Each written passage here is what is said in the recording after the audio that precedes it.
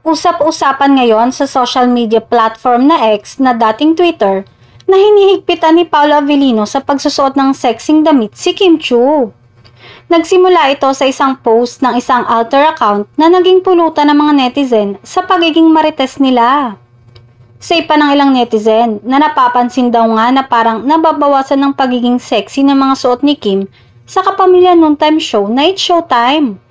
Napansin ng mga solid Kim Pao fan ang pagiging protective ni Paolo sa kanyang rumored girlfriend, lalo sa mga shows na magkasama sila. May iba tuloy ang nagtatanong kung sina Paolo at Kim na ba, kaya gano'n na lamang ang paghihigpit ng aktor sa aktres, lalo pat panay tukso ng mga host ng It's Showtime sa dalaga.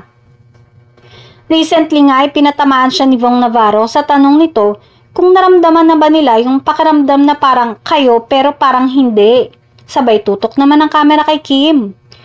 Kilig na kilig syempre ang Kim Pao sa mga ganong patama kay Kim. Say ng fan, sila na nga po.